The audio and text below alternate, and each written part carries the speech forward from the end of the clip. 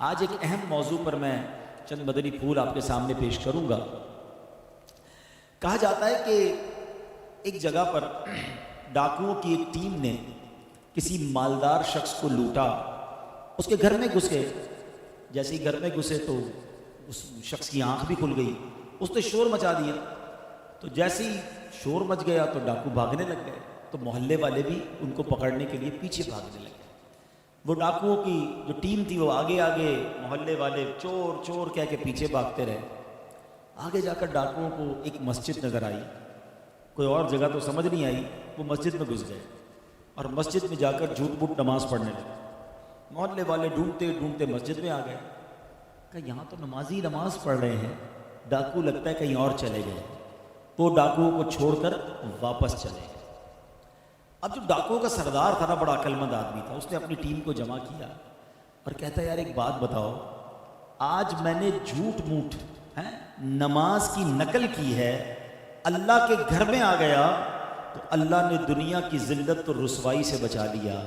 اگر سچ نماز پڑھیں گے تو پھر کتنی برکتیں ملیں گی۔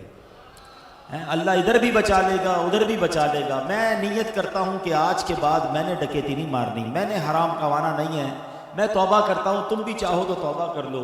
اس کے چیلوں نے کہا ہماری ڈکیتی میں بھی آپ سردار تھے، اب جب توبہ آپ کر رہے ہیں تو توبہ میں بھی ہم آپ کے ساتھ ہیں۔ سب نے توبہ کر لی، اللہ کی بارگاہ میں رجوع لائے اور نیک نمازی بن گئے۔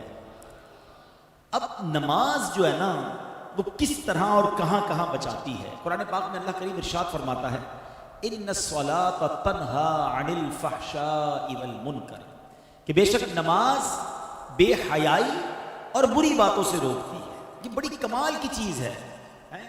لوگ کہتے ہیں یار معاشرے کو ٹھیک کرو، سچی بات یہ ہے کہ ہم معاشرے کو نمازی بنا دیں، بندوں کو نماز کو ٹھیک کر لیں گے۔ اگر آپ کسی کی نماز درست کر لیں اور اس کو نمازی بنا دیں نا، ہم کہ یار اس کے اندر یہ بھی بری عادت، یہ بھی بری عادت، یہ بھی بری عادت، آپ اس کو ٹھیک نماز پڑھنا سکھا دیں، باقی کام نماز کر لے گی۔ کیونکہ رب نے قرآن میں فرمایا نا کہ نماز بے حیائی اور بری باتوں سے روکتی ہے۔ ایک اور واقعے سے اس بات کو سمجھیے گا، کتابوں میں لکھا یہ بھی واقعہ کہ نزہۃ المجالس میں کتاب، بڑا عجیب و غریب واقعہ کہ ایک شخص جو ہے وہ ایک عورت پر عاشق ہو گیا۔ وہ عورت شادی شدہ بھی تھی۔ اس نے اس عورت کو ایک چٹھی لکھی اور پیغام دیا کہ میرا دل تم پر آ گیا ہے، برا ارادہ تھا اس کا۔ اب چونکہ عورت بڑی سمجھدار تھی اور اس کا جو شوہر تھا نا وہ مسجد کا امام تھا، پرہیزگار بھی تھا، سمجھدار بھی تھا، اس نے اپنے شوہر کو پرچی دی کہ دیکھیں اس طرح مجھے ایک شخص نے پرچی دی ہے۔ تو شوہر نے کیا کہا کہ ایسا کرو کہ اس شخص کو تم ایک چٹھی لکھ کے دو کہ ٹھیک ہے تم ایک کام کرو کہ پہلے فلاں مسجد میں امام کے پیچھے، فلاں امام کے پیچھے 40 نمازیں با جماعت بلا ناغہ پڑھو، اگلی بات اس کے بعد کرے گی۔ اب اس کے دماغ میں عشق کا بھوت سوار تھا، اس نے کہا چلو ٹھیک ہے، لگتا ہے کوئی کام بن جائے گا۔ وہ 40 نمازوں تک، 40 دن تک، بلکہ 40 دن تک 5 نمازیں وہ بلا ناغہ اس مسجد میں جاتا اور امام صاحب کے پیچھے ادا کرتا، پڑھتا رہا پڑھتا رہا پڑھتا رہا، دل پر اثر ہوتا رہا۔ سبحان ربی الاعلی، سبحان ربی العظیم، اللہ اکبر، اللہ کی بارگاہ میں دعائیں کرتا رہا، نمازیں پڑھتا رہا۔ اب دل پر اثر ہونا شروع ہو گیا۔ ابھی 40 دن گزرتے ہیں تو وہ نوجوان جو ہے اب ایک اور پرچی لکھتا ہے اور کہتا ہے کہ میں آپ سے معافی کا طلبگار ہوں، اللہ کی بارگاہ میں سجدہ کر کے مجھے پتہ چل گیا، نمازیں مجھے پڑھتے ہوئے پتہ چل گیا کہ یہ حرام اور رب کی ناراضی والا کام ہے۔ اگر محبت کرنی ہے تو اللہ سے کرنی چاہیے، اللہ کے حبیب سے کرنی چاہیے۔ میں ان تمام حرام کاموں سے میں نے توبہ کر لی ہے اور میں اب اللہ کی بارگاہ میں توبہ کرتا ہوں۔ میری بہن میں آپ سے جو غلط نیت تھی اس پر بھی معافی چاہتا ہوں۔ اللہ اکبر۔ اس عورت نے اپنے شوہر کو وہ پرچی دکھائی کہ دیکھیں یہ تو کمال ہو گیا، یہ شخص برے ارادے سے آیا، آپ نے نماز کا کہا، 40 نمازیں ابھی پوری نہیں ہوئی ہیں اور اس کے دل کی دنیا بدل گئی ہے۔ اللہ اکبر۔ اس شخص کی زبان پر اب بے ساختہ یہ جاری ہو گیا، صدق اللہ العظیم فی قولہ، اللہ نے قرآن میں بالکل سچ فرمایا ہے۔ اور کیا فرمایا ہے؟ ان الصلاۃ تنہا عن الفحشاء والمنکر، کہ بے شک نماز بے حیائی اور بری باتوں سے بچا لیتی ہے، روک لیتی ہے۔ اے میرے پیارے اسلامی بھائیوں، یہ ہے نماز، اور یہ نماز کی فضیلت ہے۔ نماز شیطان پر پتہ ہے کتنی بھاری ہے۔ شیطان جب نماز فرض ہوئی نا تو شیطان رونے لگا، تو اس کے شاگرد جمع ہو گئے اور رونے دھونے کی وجہ پوچھی تو کہتا ہے اللہ کریم نے مسلمانوں پر نماز فرض کر دی ہے۔ شاگردوں نے کہا پھر کیا ہوا؟ شیطان کہتا ہے مسلمان نمازیں پڑھیں گے اور اس کی برکت سے گناہوں سے بچ جائیں گے۔ تو چیلوں نے کہا پھر ہمارے لیے کیا حکم ہے؟ جواب دیا جب کوئی نماز کے لیے کھڑا ہو تو اس کو ایک کہے کہ دائیں دیکھ، ایک کہے بائیں دیکھ، اور اس کو الجھا ڈالو، کنفیوز کر دو، تاکہ اس کا دل جو ہے وہ نماز میں نہ لگے۔ تو اے میرے پیارے اسلامی بھائیوں، یہاں دو باتیں بڑی اہم ہیں۔ ایک تو نماز شیطان پڑھنے نہیں دیتا، اور پڑھتے ہیں تو نماز میں دھیان نہیں لگنے دیتا، ٹھیک ہے نا؟ اب دو تین چیزیں جو میں انشاءاللہ اس کو کور کرنے کی کوشش کرتا ہوں۔ سب سے پہلے نماز کی اہمیت، ہماری لائف میں نماز کی اہمیت کتنی ہے یہ چیک کرنا ہے۔ مطلب مسلمان کے ذہن میں وہم میں ہونا ہی نہیں چاہیے کہ نماز بھی قضا ہو سکتی، کیسے ہو سکتا ہے؟ پاسبل ہی نہیں ہے۔ لیکن جناب دکان پہ گاہک بہت تھے اس لیے ظہر چلی گئی، شام ذرا رش کافی تھا اس لیے عصر چلی گئی، بس مغرب میں نے اس لیے قضا کر دی کہ عشاء کے ساتھ پڑھ لوں گا، فجر میں یار آنکھ نہیں کھلتی ہے۔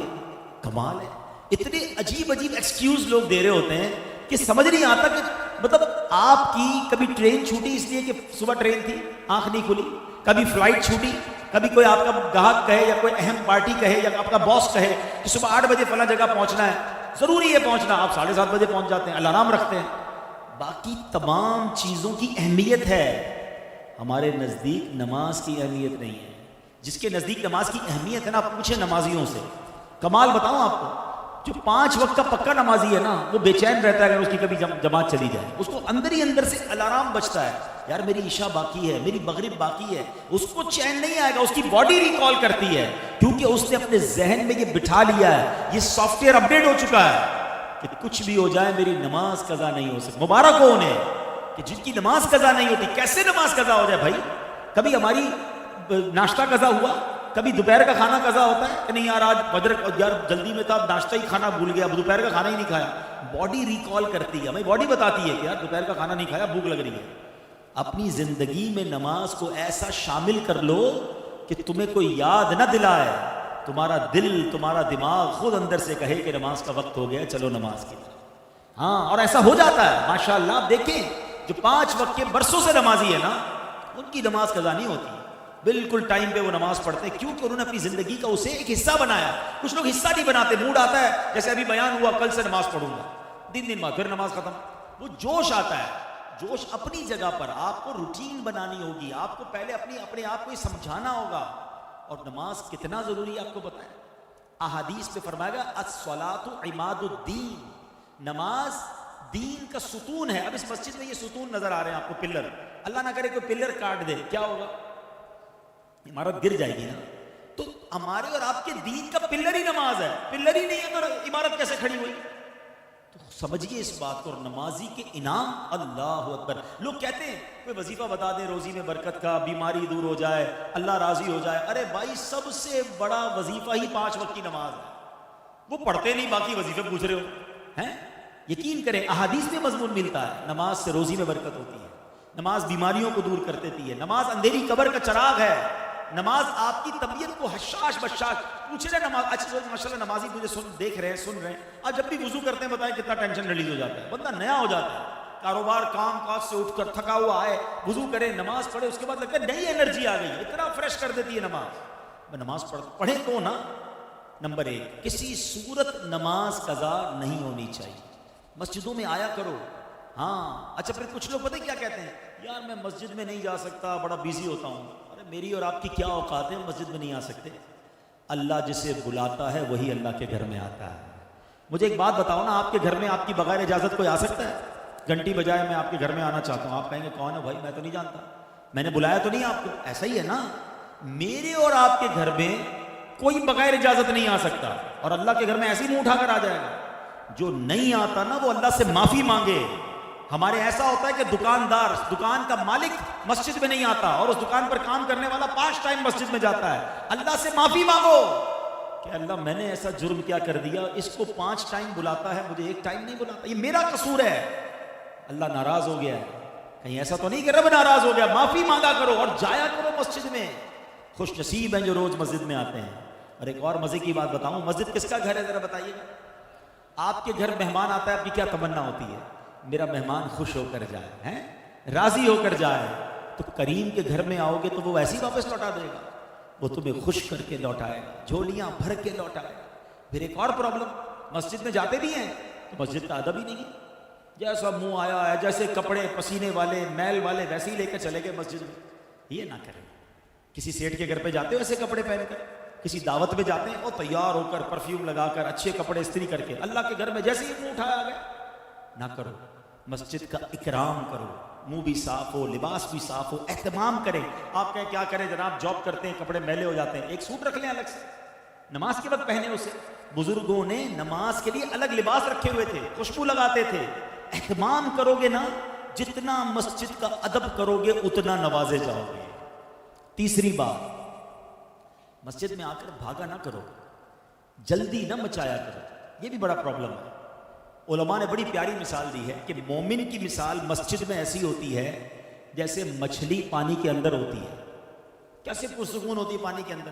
اور منافق کی مثال جیسے مچھلی پانی کے باہر ہوتی ہے.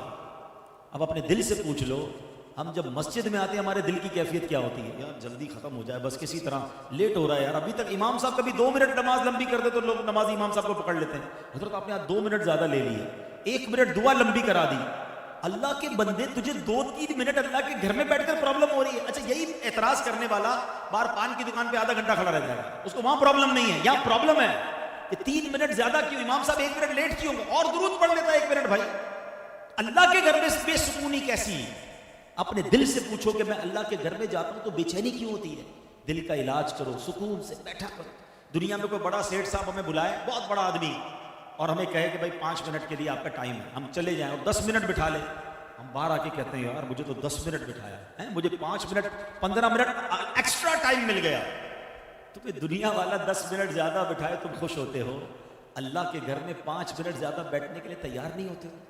یہ نہ کیا کرو، بیٹھا کرو. میں آپ کو اور مشورہ دیتا ہوں، ہم سارے ہی پریشان ہیں جتنے بیٹھے ہیں، سب کے ساتھ کوئی نہ کوئی کہانی ہے. کوئی بیمار ہوگا، کوئی قرضے میں ہوگا، کسی کے روزگار کے مسئلے، کوئی اولاد کی پرابلم میں. ساری دنیا میں پرابلمز ہی ہیں نا. مسجد میں آیا کرو، نماز ختم بھی ہو جائے کرے نا، دعا بھی ہو جائے، پھر بھی بیٹھا کرو، 2-4 منٹ اکیلے میں بیٹھ جائے بس، پھر اللہ سے باتیں کیا کرو. ہاں مزے کی بات بتاؤں، دنیا کائنات میں بڑے لوگوں سے بات آسان نہیں ہے. کسی سے فون کرو تو نمبر ہی نہیں ملتا بڑے آدمی کا، اٹھاتا ہی نہیں کوئی فون ہمارا ہے. بیچ میں سیکرٹری ہوتا ہے، صاحب بیزی ہیں، اچھا بات کرنی ہے 3 دن بعد، اتنے بجے کال کرنا، 5 منٹ کی کال. بڑے آدمی سے بات کرنا اتنا مشکل. آؤ میں بتاتا ہوں، جس نے کائنات بنائی ہے نا، اس سے بات کرنے کا کوئی پرابلم نہیں ہے. جتنی بات کرنی ہے بات کرو. ہاں اللہ دل کی بات بھی سنتا ہے. تمہاری زبان میں بات کرو نا، کوئی ٹرانسلیٹر ضروری نہیں ہے. بات پتہ ہے کیسے ہوگی؟ ٹیلی فون ڈائل کیسے ہوتا ہے؟ مولا علی فرماتے ہیں کہ جب میرا جی چاہتا ہے رب مجھ سے بات کرے، میں قرآن پڑھنے لگ جاتا ہوں، اور جب جی چاہتا ہے میں رب سے بات کروں تو میں دعا کرنے لگ جاتا ہوں. یہ جو دعا ہے نا، ہاتھ اٹھانا، یہ ڈائریکٹ ڈائلنگ ہے. بس اب آپ بولتے جائیں. آپ نے ہاتھ اٹھائے، بلکہ ہاتھ بھی اٹھانا دعا کے لیے ضروری نہیں، ادب ہے. نہ بھی اٹھائیں، آپ سر جھکا کے بیٹھے اللہ سے باتیں کرو. وہ دل کے حال بھی جانتا ہے. کہو نا اس سے میں بیمار ہوں، کہو نا اس سے میں پریشان ہوں، کہو نا مالک میں پھنس گیا ہوں. اللہ سے بات نہیں کرتے، رب کے سامنے نہیں جاتے، سب کے سامنے جاتے ہو. سارے محلے کو بتاتے ہو یہ پرابلم، یہ پریشانی، کاروبار ڈاؤن، مارکیٹ اپ ڈاؤن. وہ کیا کر لے گا بھائی؟ میں تو جس کی بارگاہ میں سر جھکانے کا کہہ رہا ہوں وہ حل المشکلات ہے، وہ مسبب الاسباب ہے، وہ مشکلوں کو دور کرنے والا ہے. ہمارے پاس ہی وقت نہیں ہے اس سے بات کرنے کے لیے. نماز پڑھا کرو، مسجدوں میں آیا کرو، وقت بتایا کرو، اللہ سے باتیں کیا کرو. پھر دیکھو وہ کریم کیسے تمہاری مشکل دور کرتا ہے. مجھے ایک بات بتائیں نا، جب بھی میں اور آپ اپنی ماں کے پاس گئے کسی تکلیف کی وجہ سے، ماں نے کیا کیا تھا؟ سینے لگایا تھا نا، دعائیں دی تھی نا، جھٹکا تو نہیں تھا. تو ماں جب اتنا پیار کرتی ہے، ہم تکلیف میں جائیں تو وہ تو کئی ماؤں سے زیادہ پیار کرنے والا ہے. اس کو پکارو تو صحیح، اس سے مانگو تو صحیح، ہاتھ تو اٹھاؤ، دعا تو کرو، سر تو جھکاؤ. نمازیں قضا کرنے والا، مسجد سے دور بھاگنے والا کیسے امید کرتا ہے کہ اللہ میری دعا قبول فرمائے گا اور مجھ پر مشکلیں آسان فرمائے گا؟ ہم خود ہی رب سے بھاگے ہوئے. تو نماز سے دوستی، مسجد سے دوستی تھام لو، کسی صورت نماز قضا نہ ہو. اچھا میں نے ایک طرف تو نماز کے فضائل بیان کیے. نماز پتہ ہے کیسے کیسے فضائل ہیں. نماز کے بارے میں میرے آقا نے فرمایا جعلت قرۃ عینی فی الصلاۃ، نماز میں میری آنکھوں کی ٹھنڈک ہے۔ ہم کہتے ہیں غلامی رسول میں موت بھی قبول، جس کو موت قبول ہے اس کو نماز قبول کیوں نہیں ہے؟ پہلے تو نماز ہے نا، موت کی باری تو بعد میں آئے گی، خالی نعرے لگانے آتے ہیں۔ اور پھر سنو، سب سے بڑا انعام پتہ ہے نمازی کو کیا ملے گا؟ کہ بروز قیامت اس کو اللہ کریم کا دیدار نصیب ہو، رب کا دیدار۔ آ رہا ہے نا معراج کا مہینہ ہے نا، 27 رجب کو سب پھر سنیں گے انشاءاللہ آقا کی معراج کے واقعہ۔ تو آقا کو تو معراج نصیب ہوئی، ہم گناہ گاروں کے لیے بھی چانس ہے کہ جو نمازی ہوگا اللہ کریم قیامت کے بعد جنت میں اس کو اپنا دیدار عطا فرمائے۔ اب آپ کی مرضی ہے، اللہ کا دیدار کرنا ہے تو نمازیں پڑھو۔ اچھا، لیکن ایسا نہیں کہ نماز آپشنل ہے، پڑھ لی تو پڑھ لی، نہیں پڑھی تو کوئی مسئلہ نہیں۔ نہیں جناب، سب سے بڑا گناہ، بڑے سے بڑے گناہوں کی جب بھی لسٹ آپ دیکھیں گے نا، کبیرہ گناہوں کی لسٹ، اس میں نماز نہ پڑھنا شامل ہوتا ہے۔ کہ کوئی شراب پیے، لوگ کہتے ہیں اوہو شراب پیتا ہے، اوہو یہ جواری ہے، یہ ہیروئنچی ہے، یہ فلاں غلط کام، بدکاری کرتا ہے۔ ٹھیک ہے، یہ سارے گناہ ہیں، بڑے گناہ ہیں، مگر ان سب سے بڑا گناہ بے نمازی ہونا۔ اس کو کوئی نہیں بولتا بھی بے نمازی ہے، کیونکہ سارے بے نمازی ہیں، اکثر ہی بے نمازی ہے۔ نہ کرو ایسا، اللہ شدید ناراض ہوتا ہے جو نماز نہیں پڑھتا۔ روایتوں میں آتا ہے کہ کوئی شخص ایک نماز جان بوجھ کر قضا کر دینا، اس کا نام جہنم کے اس دروازے پر لکھ دیا جاتا ہے جس سے وہ اس کو جہنم میں داخل کیا جائے۔ اب آپ سوچیں، ہمیں احساس ہی نہیں ہے نماز قضا ہو رہی ہے، کوئی سر پہ بل بھی نہیں آتا، کوئی افسوس بھی نہیں کرتا کہ یار آج میری نماز قضا ہو گئی، ٹینشن ہی کوئی نہیں ہے۔ حالانکہ یہ سخت گناہ، روایتوں میں آتا ہے کہ اللہ کریم جب کسی سے ناراض ہوگا اور بے نمازی قبر میں جائے گا تو اس کو قبر ایسے دبائے گی، میرے آقا نے انگلیاں ملا کر فرمایا کہ پسلیاں ٹوٹ پھوٹ کر ایک دوسرے میں پیوست ہو جائیں، دونوں طرف کی پسلیاں آپس میں مل جائیں گی، قبر ایسے دبا دے گا بے نمازی۔ خدا را نماز کسی صورت قضا نہیں ہوگی، نیت کریں انشاءاللہ۔ اب ایک اور مسئلہ، نماز پڑھنی ہے، مسجد میں آنا ہے، لیکن ایک اور مسئلہ ہے، کچھ لوگ بیٹھے ہوں گے جو ماشاءاللہ 5 وقت کے نمازی ہوں گے، اور میں نے تو قرآن کی آیت سنائی ہے ان الصلاۃ تنہا عن الفحشاء والمنکر، بے شک نماز بے حیائی اور بری باتوں سے روکتی ہے۔ واقعہ بھی بتا دیا۔ ہو سکتا ہے آپ کے ذہن میں خیال ہے یار نماز تو میں بھی پڑھتا ہوں، جھوٹ پھر بھی نہیں چھوٹ رہا، فلمیں ڈرامے پھر بھی نہیں چھوٹ رہے، غلط کام تو پھر بھی ہو رہے ہیں۔ اچھا، کسی اور کے بارے میں بھی خیال آ رہا ہو وہ بھی نمازی ہے لیکن وہ بھی غلط کام کرتا ہے، تو پہلے تو ایک بات طے کر لیں، جو قرآن میں لکھا ہے وہ سچ اور حق ہے، وہ بالکل چینج نہیں ہو سکتا۔ اس کا مطلب قرآن نے تو حق فرمایا۔ اب دوسرا آپشن کیا ہو سکتا ہے کہ جو نماز پڑھ کے بھی گناہ سے نہیں بچ رہا نا، اس کی نماز ٹھیک نہیں ہے، اس کا پرابلم نماز میں ہے۔ اور جی ہاں، میرے آقا علیہ الصلوۃ والسلام نے فرمایا سب سے بڑا چور وہ ہے جو نماز کا چور ہے۔ نماز میں کون چوری کر سکتا ہے؟ فرمایا حدیث پاک کا خلاصہ ہے جو کوے کی طرح ٹھونک مارتا ہے۔ ہم نے دیکھا کچھ لوگ نماز ایسے پڑھتے ہیں وہ سجدے سے کھڑے نہیں ہوں گے پورے، پھر سجدے میں چلے جائیں گے، رکوع سے کھڑے نہیں ہوں گے پھر سجدے میں چلے جائیں گے، کوے کی طرح فرمایا ٹھونک مارتا ہے۔ ان کی نماز ہی ٹھیک نہیں ہے، جلدی جلدی نماز پڑھ رہے ہیں، نہ سکون سے رکوع کر رہے ہیں، نہ سکون سے سجدے کر رہے ہیں، نہ پراپر طریقے سے نماز پڑھ رہے ہیں۔ ایسے لوگوں کی نماز بھی ان پر لعنت کرتی ہے۔ ہاں، نماز میں قرات کرتے ہیں نا، تلاوت کس کس کو آتی ہے، مخارج کس کے درست ہے، نماز کے پورے احکام ہیں نا۔ اب جب تک آپ کہ میں نماز وضو بھی کروں، نماز بھی پڑھوں اور قبول بھی نہ ہو، یہ کیسے ہو سکتا ہے؟ اب سائنس نے ہمیں بڑا آسان کر دیا سمجھانا۔ پہلے ہم لوگوں کو کہتے تھے، لوگوں کو سمجھ نہیں آتی تھی۔ اب مثال کے طور پہ ہم ہر روز نماز میں پڑھتے ہیں الحمدللہ رب العالمین، ہے نا، پڑھتے ہیں نا، معنی کیا ہے؟ تمام تعریفیں اللہ تعالیٰ کے لیے جو عالمین کا رب ہے، ٹھیک ہے نا۔ لیکن اگر کوئی پڑھے الحمدللہ رب العالمین، ہا اور ہا میں فرق تو تھوڑا سا ہی ہے، مگر معنی کیا بن جائے گا؟ تمام شعلے اور برائیاں اللہ تعالیٰ کے لیے۔ اب جس کے تلفظ ہی ٹھیک نہیں ہے اس کی نماز کا کیا حال ہو رہا ہوگا؟ ثواب ملے گا اسے جو یہ کہے گا قل هو اللہ احد، کہو کہ اللہ ایک ہے۔ کوئی کہے قل هو اللہ احد، ہا کی جگہ ہا پڑھ دے، معنی بن جائے گا بزدل ہے۔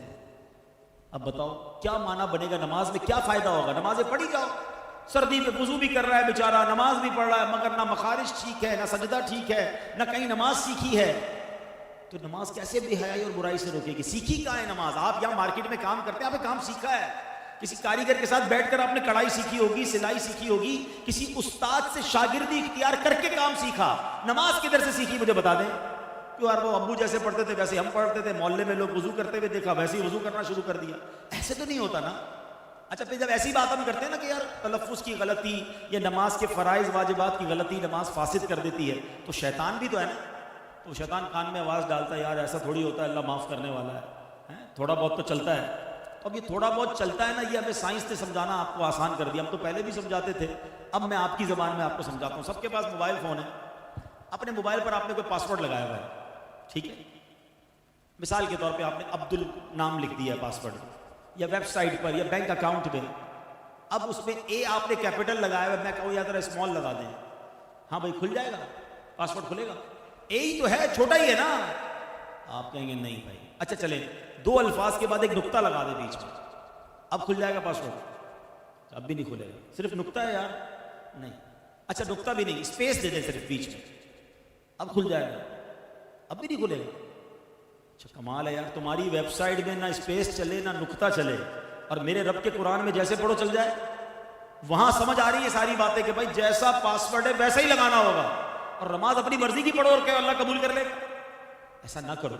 عربی زبان اس کے اپنے تقاضے ہیں، اپنے مخارج ٹھیک کریں، اپنی تلاوت ٹھیک کریں، اپنے سجدے رکوع ٹھیک کریں۔ اب میں کمال بتاتا ہوں دعوت اسلامی کا، یوں تو دعوت اسلامی کے ہم پر بڑے احسان ہیں، مگر میں سمجھتا ہوں کہ پچھلی کئی صدیوں میں جس انداز سے دعوت اسلامی والوں نے نماز سکھانے کا اہتمام کیا، نماز کورس کروائے، فرض علوم کورس کروائے، بچوں کے مدرسوں کے ساتھ بڑوں کے مدرسے بنائے تاکہ کسی طرح لوگوں کے مخارج ٹھیک ہو جائیں، ان کی تلاوت ٹھیک ہو جائے، ان کی نماز ٹھیک ہو جائے، کیونکہ ہمیں یہ پتا ہے کہ اگر ہم نے بندے کی نماز ٹھیک کر دی، یہ نماز اس بندے کو ٹھیک کر دی۔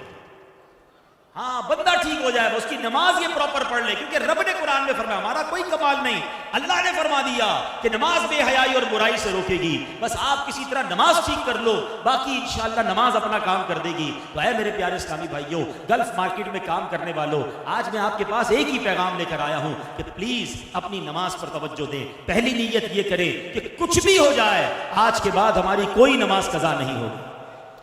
دوسرا، اب نماز صحیح پڑھنی ہے، یہ زیادہ اس کے ساتھ یہ بھی ضروری ہے نا، ٹھیک ہے نا، اب نماز صحیح کیسے پڑھنی ہے وہ دعوت اسلامی والے آپ کو کروا دیں گے ماشاءاللہ۔ اس مسجد میں بھی، دیگر دعوت اسلامی کے پورے کراچی میں، پاکستان میں رات کو مدرسے لگتے ہیں، 15 منٹ 20 منٹ کا مدرسہ، آپ جائیں، صرف قاری صاحب کو پہلے اپنی، میں تو کہتا ہوں صرف نماز میں جو آپ پڑھتے ہیں نا، سورہ فاتحہ پڑھتے ہیں، سورہ اخلاص پڑھتے ہیں، وہ سنائیں ان کو کہ سنیں بھائی میری تلاوت ٹھیک ہے، نہیں ٹھیک پہلے اس کو ٹھیک کریں، نماز کی تسبیحات کو ٹھیک کریں۔ پھر ماشاءاللہ دعوت اسلامی والے کبھی 7 دن کا، کبھی 3 دن کا نماز کورس کرواتے ہیں۔ میری گزارش ہے، ماشاءاللہ امام صاحب اور کمیٹی کے لوگ موجود ہیں، آج ہی اعلان کر دیں کہ کوئی جناب 3-4 دن کا کورس اسی مسجد میں کرا دیں، روز کے 2 گھنٹے، بے شک آپ رات کو کاروبار کے بعد بیٹھ جاؤ، ارے یہ تو ہمیں سارے کام چھوڑ کے کرنا چاہیے تھا، لیکن نماز کورس کر لیں گے، آپ کو اندازہ ہو جائے گا کہ کتنی غلطیاں تھیں جو میں وضو میں کرتا تھا، میں نماز میں کرتا تھا، جو غسل میں کرتا تھا، کسی کی انگلیاں سجدے میں نہیں لگتی، کسی کی پیشانی سجدے میں نہیں لگتی، کسی کا رکوع ٹھیک نہیں ہو رہا، آپ کو اندازہ ہوگا کہ یار اتنی ساری باریکیاں تھیں جو مجھے پتہ ہی نہیں تھی۔ تو اگر آپ یہ سیکھ لیں گے، اور یقین جانیے جس دن نماز ٹھیک ہو گئی نا، پھر ہر سجدہ تمہارے درجے بلند کرتا جائے گا، ہر دعا تمہاری انشاءاللہ مشکلیں ٹالے گی، یہی نماز تمہاری روزی میں برکت لے آئے گی، یہی نماز تمہیں انشاءاللہ بیماریوں سے بچائے گی۔ میں رب کریم سے دعا کرتا ہوں کہ رب کریم ہمیں 5 وقت کا پکا نمازی بنا دے، اپنے گھر میں بار بار آنے کی توفیق عطا فرمائے، اور ہم جو نماز پڑھیں اس نماز کو صحیح طریقے سے ادا کرنے کی توفیق عطا فرمائے، آمین بجاہ النبی الامین صلی اللہ تعالی علیہ وسلم۔ صلو علی الحبیب صلی اللہ تعالی علی محمد۔